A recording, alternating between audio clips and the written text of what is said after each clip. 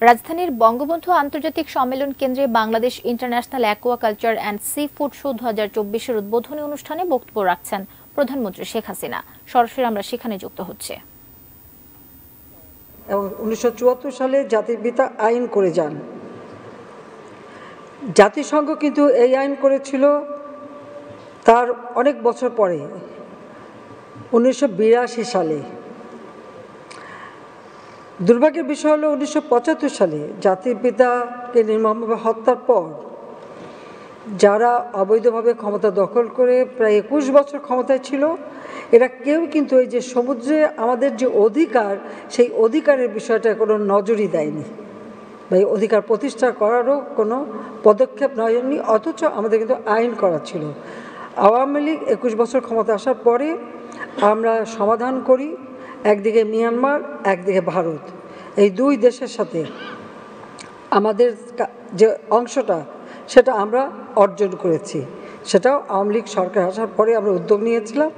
প্রথম দফা অনেক কাজ আমরা করেছি, আনক্লজে সই করি। দ্বিতীয় দফায় সরকার আসার পর এটা আমরা সমাধান করি। আজকে আমাদের বঙ্গোপসাগরে বিশাল সমুদ্র উপকূল রয়েছে, সমুদ্র সীমা রয়েছে। আর তাছাড়া বাংলাদেশ প্রাকৃতিক যে পরিবেশ, অসংখ্য নদ নদী খাল বিল ভরা। কাজে আমাদের খাল বিল জলাশয় সেখানে অফুরন্ত ভাণ্ডার রয়েছে আমাদের। সেখানে মৎস্য বা সি ফুড ইন্ডাস্ট্রির কাঁচামালের উৎস। আমাদের প্রাকৃতিক সম্পদ ও জলবায়ু, অনুকূল জলবায়ু, সমৃদ্ধ বৈচিত্র্যময় মৎস্য চাষের উপযোগী একটা আদর্শ পরিবেশ রয়েছে। আর সেটা আমরা আরও উন্নত করবার পদক্ষেপ নিয়েছি, অনেকটা সাফল্য অর্জন করেছি এবং আমরা আরও করব ভবিষ্যতে। কাজে আওয়ামী লীগ সরকার ক্ষমতা আসার পর থেকে এই মৎস্য সম্পদের টেকসই উন্নয়ন ও ব্যবস্থাপনার জন্য আন্তরিকভাবে প্রচেষ্টা চালিয়ে যাচ্ছে এবং আর্থসামাজিক উন্নয়নে যেহেতু এই খাতটা আরও অবদান রাখতে পারে সে ব্যবস্থাটাও আমরা নিয়েছি। আমাদের এই টেকসই, স্বাস্থ্যসম্মত, পরিবেশ বান্ধব মৎস্য সম্পদ আহরণ, সংরক্ষণ এবং মৎস্য চাষ সম্প্রসারণের লক্ষ্যে বাস্তবসম্মত নীতি ও কার্যকর উদ্যোগ গ্রহণ ও বাস্তবায়ন আমরা করছি, যার ফলে আজকে বিশ্বে শীর্ষ মাছ উৎপাদনকারী দেশগুলির মধ্যে বাংলাদেশ একটা অবস্থান সৃষ্টি করতে পেরেছে। আমরা অন্যতম হিসেবে প্রতিষ্ঠিত হয়েছি। 2022-23 অর্থবছরে বাংলাদেশে মাছের মোট উৎপাদন ছিল 49.1 লাখ মেট্রিক টন, যার 58%-এরও বেশি এসেছে মৎস্য চাষ হতে। কাজে মৎস্য চাষের উপর গুরুত্ব দিয়েছি। আর বর্তমানে বিশ্বে ইলিশ উৎপাদনে আমরা প্রথম স্থানে আছি, আর আভ্যন্তরীণ মৎস্য আহরণে আমরা দ্বিতীয় স্থানে, অর্থাৎ আমাদের যে নদী নালা খালবিলের মাছ সেই মাছ উৎপাদনে। তেলাপিয়া উৎপাদনে আমরা চতুর্থ এবং চাষের মাছ উৎপাদনে পঞ্চম স্থান অধিকার করে আছি। এখানে আমি একটু বলতে চাই যে আমাদের উদ্যোগ সবসময় ছিল যে মৎস্য কীভাবে আমরা উৎপাদন বাড়াবো। তার কারণ হচ্ছে আমাদের আমিষের যে চাহিদা এবং যে আমিষটা হচ্ছে সব থেকে নিরাপদ, সেটা আসে মাছের থেকে। সেটা আমাদের মাথায় রাখতে হবে। আমরা আমাদের এই প্রবৃত্তিটা যাতে ধারাবাহিকভাবে সেই ব্যবস্থা নিই। আমি যখন 96 সালে সরকারে আসি, আমি দেখি আমাদের আসলে গবেষণায় কোনো অর্থ বরাদ্দ ছিল না, আর গবেষণা হতো শুধু তেলাপিয়া আর ওই কার্প মাছ থেকে, ওই দুটো নিয়েই গবেষণা। তখন আমি যে এই দুটো তো গবেষণার দরকার নাই, তেলাপিয়া নিজের থেকেই অনেক বেশি উৎপাদন বাড়ে। আর তেলাপিয়া মাছের একটা সবথেকে আমি দেখেছি প্রাকৃতিকভাবে তাদের একটা চারিত্রিক বৈশিষ্ট্য হলো এই মাছ, তার যে ছোট ছোট পোনা হয়, এই পোনাগুলি কিন্তু মাছ সংরক্ষণ করে। অর্থাৎ শত্রু দেখলেই মাছ তার মুখের ভিতরে সমস্ত পোনাগুলি নিয়ে নেয়।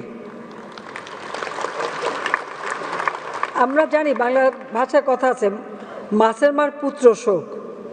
এটা হয়তো সাধারণভাবে কথাটা প্রচলিত, কিন্তু তেলাপিয়ার বেলায় কিন্তু এটা ভিন্ন। মা মাছ সবসময় কিন্তু এই মাছ রক্ষা করে। আমি একটু মাঝে মাঝে মাছ ধরি, তো অনেক সময় দেখা গেছে এই তেলাপিয়া মাছ যখন তুলে ধরলাম বড়শিতে, আবার হুইল বসেও আছে, আবার এমনি ওই বাঁশেরটাও আছে। তোলার পর অনেক সময় দেখা যায় ওর মুখ থেকে অনেক বাচ্চা বেরো, আমরা তাড়াতাড়ি ওটা আবার ছেড়ে দিই, আর ছোটো ছোটো হলে তো ছেড়ে দিই। কিন্তু এটা কিন্তু আমরা এমনি মানুষ যখন শুনেছি, আবার নিজের চোখেও দেখেছি। কাজে ওটা দিয়ে এত গবেষণার দরকার নেই। তখন আমাদের দেশীয় যত মাছ আছে সেইগুলোর উপরে আমরা গবেষণার পদক্ষেপ নিই। আমি বাগেরহাটে চিংড়ি গবেষণা ইনস্টিটিউট প্রতিষ্ঠা করে দিয়েছি। চাঁদপুরে আমাদের তো ইলিশ গবেষণা ইনস্টিটিউট আছে এবং মৎস্য গবেষণা ইনস্টিটিউট, এগুলি কিন্তু আমরা করেছি এবং সেখানে এখন সব ধরনের এবং দেশীয় অনেক প্রজাতির মাছ হারিয়ে গিয়েছিল, সেগুলো আস্তে আস্তে আমরা পাচ্ছি। তবে সমুদ্রে এই যে বিশাল সমুদ্র সীমা অর্জন করবার পর এই সমুদ্রের মৎস্য আহরণের দিকে আমাদের আর একটু নজর দিতে হবে। ইতিমধ্যে আমাদের যে ৮ম পঞ্চবার্ষিকী পরিকল্পনা আমরা গ্রহণ করেছি, সেখানে 2025 সালের আমরা 50 লাখ মেট্রিক টন, এসডিজির লক্ষ্যমাত্রা অর্জনে 2030 সালের মধ্যে 65 লাখ মেট্রিক টন, এবং আমাদের যে লক্ষ্য 2041 সালের যে স্মার্ট বাংলাদেশ গড়ে তুলব, সে ভিশন 2041, এর মধ্যে আমরা 85 লাখ মেট্রিক টন মাছ যেন আমাদের উৎপাদন হয় সেই দিকে লক্ষ্যমাত্রা আমরা সুনির্দিষ্ট করে দিয়েছি। আমাদের সরকার আমাদের নির্বাচনী ইশতেহার যে 2024, সেখানে কিন্তু আমরা 2028 সালের মধ্যে আমাদের দেশের মানুষের দৈনিক আমিষ যেটা গ্রহণ করবে যেটা অতিরিক্ত মাছের থেকে যেন আসতে পারে, অর্থাৎ প্রায় 67.80 গ্রাম থেকে 75 গ্রামে যাতে উন্নীত হয় সেদিকে লক্ষ্য রেখে আমরা কাজ করে যাচ্ছি। আমাদের দেশের জাতীয় উন্নয়নে আমাদের মৎস্য খাতে যেটা আমরা বিদেশে রপ্তানি করে অনেক অর্থ উপার্জন করি, কাজে এটা একটা অন্যতম অবদান। সেদিকে লক্ষ্য রেখেই আমাদের উৎপাদন বাড়ানো এবং সেটা যাতে নিরাপদ হয় সে ব্যবস্থা করা হয়। আসল কথা হলো, আমি যখন আসি দেখি আমাদের যে হ্যাচআপগুলি, যেটা মৎস্য অবতরণ কেন্দ্রগুলি, সেগুলি আসলে খুব একটা ভালো পরিবেশ ছিল না। আমরা উদ্যোগ নেই আলাদাভাবে। আমার এখনও মনে আছে সেই 96-97 সালের দিকে 40 কোটি টাকা আমি মৎস্য ব্যবসায়ীদের দিয়েছিলাম যে প্রত্যেকটা অবতরণ কেন্দ্র যেন স্বাস্থ্যসম্মত হয় এবং উন্নত হয়, আন্তর্জাতিক মানসম্পন্ন হয়, সেভাবে আমরা করেছি। আর এখন আমাদের সবগুলি আন্তর্জাতিক মানসম্পন্ন, সেভাবে আমরা করতে পেরেছি। আমাদের জিডিপিতে, জাতীয় জিডিপিতে মাছের যে অবদান 2.53%, কৃষিজ জিডিপিতে 22.26% মৎস্য খাতের অবদান, আর মৎস্য খাতে তার নিজের খাতে হচ্ছে 2.81। কিন্তু আমাদের বহু মানুষ এই মৎস্য উৎপাদনের সাথে জড়িত, প্রায় 2 কোটি মানুষ কিন্তু জড়িত। কিন্তু আমি আমাদের যুব সমাজ যারা ইয়াং জেনারেশন, তাদেরকে বলবো তারাও কিন্তু এই মাছ চাষের দিকে নজর দিতে পারে, কারণ আমাদের নদী নালা খাল বিল এত বেশি, আর আমাদের মাটি এবং পানি দুটোই অত্যন্ত উপযুক্ত।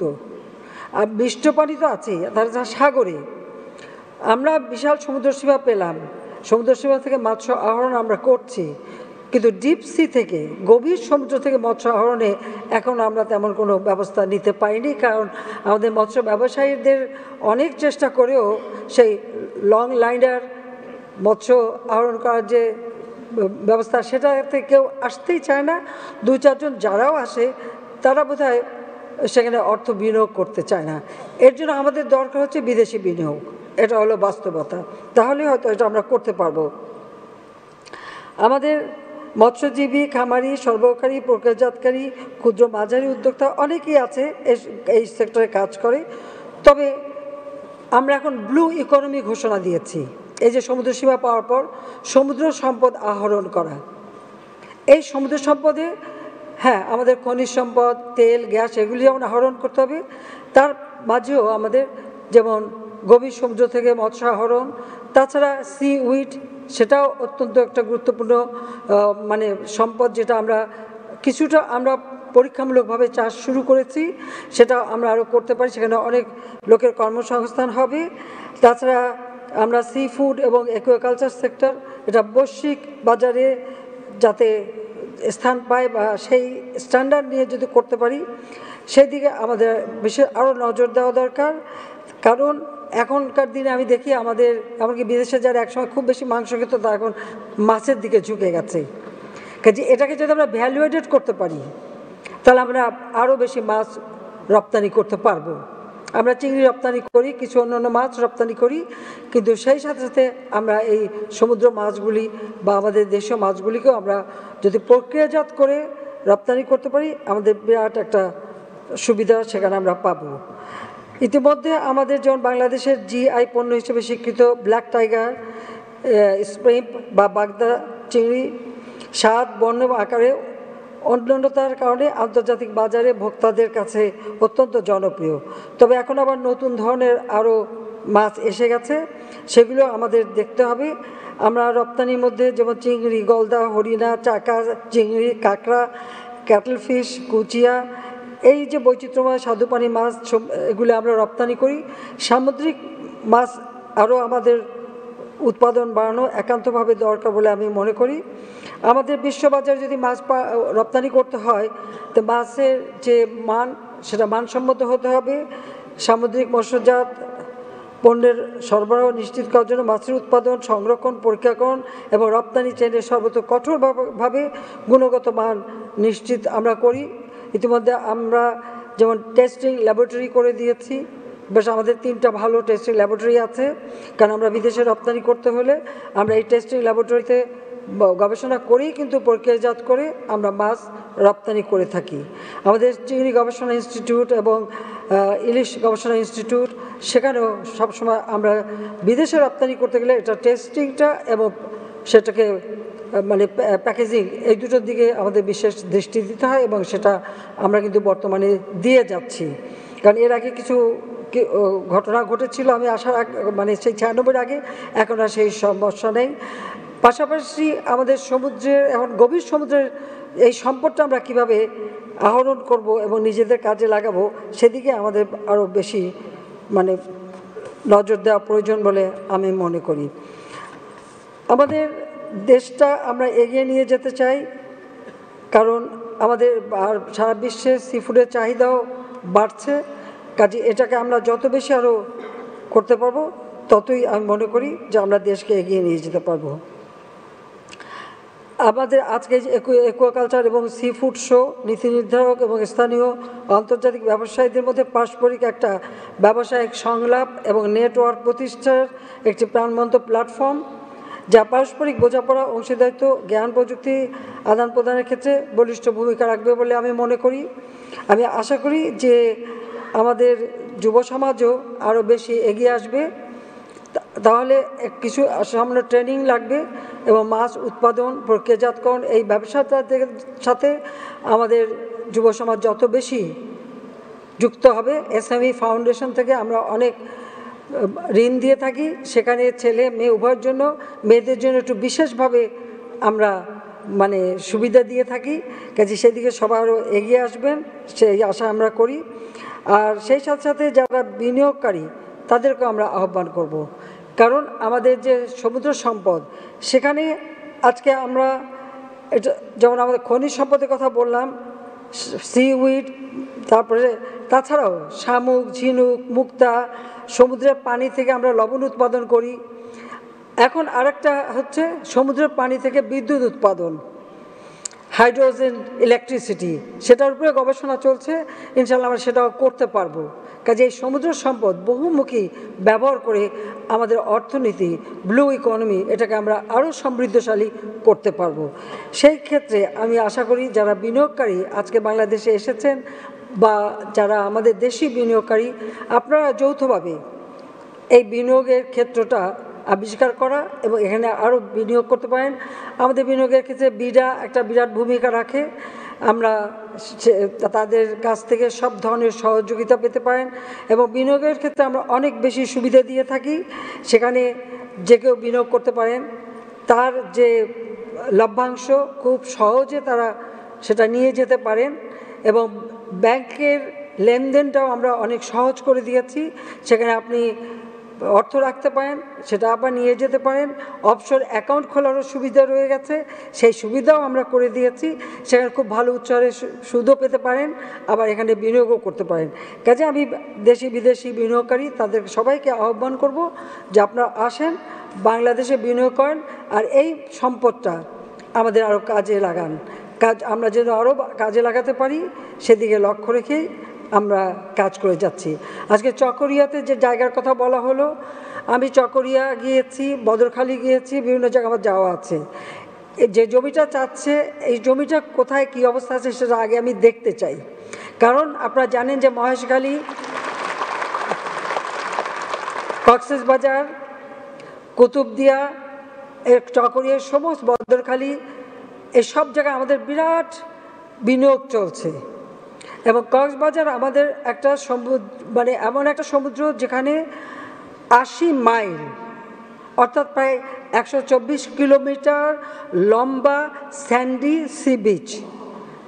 এই জায়গাটা আমরা পর্যটকদের জন্য আরও সুন্দরভাবে ডেভেলপ করতে চাই, উন্নত করতে চাই, পর্যটক আকর্ষণ করার জন্য। এবং কক্সবাজার আমরা আন্তর্জাতিক মানের বিমানবন্দরও নির্মাণ কাজ শুরু করেছি, এবং রেল স্টেশন এবং চট্টগ্রামের সাথে বা ঢাকার সাথে সরাসরি রেল যোগাযোগও আমরা স্থাপন করেছি। এবং আমাদের সি রুটেও আমাদের দেশের সাথে আমাদের প্রতিবেশী দেশ অর্থাৎ বঙ্গোপসাগর, বে অফ বেঙ্গল এবং আমাদের ইন্ডিয়ান যে ওশান, এই ইন্ডিয়ান ওশনের যে কান্ট্রিগুলি, বঙ্গোপসাগরের যে দেশগুলি, এদের সঙ্গে এই সি রুটে ব্যবসা বাণিজ্য বাড়ানো, এদিকেও আমাদের একটা বিরাট সম্ভাবনা, এবং সেই ব্যাপারে আমরা আলোচনাও করছি, সেই কাজটা আমরা করবো। কাজে শুধুমাত্র মাছ চাষের জন্য 7,000 একর জমি দেব বা কোন জায়গাটা দিলে আমার এই কক্সবাজারের যে মানে সমুদ্র সীমাটাও ঠিক থাকবে। কারণ আমরা ইতিমধ্যে একটা উদ্যোগ নিয়েছি, আপনারা জানেন যে আমরা যে স্পেশাল ইকোনমিক জোন তৈরি করছি, সেখানে আমরা Mirsharai Bangabandhu special economic zone করছি। আমার লক্ষ্যটা হচ্ছে যে এই জায়গা থেকে মেরিন ড্রাইভ তৈরি করে একেবারে কক্সবাজারের আমরা টেকনাফ পর্যন্ত এই মেরিন ড্রাইভ নিয়ে যাব।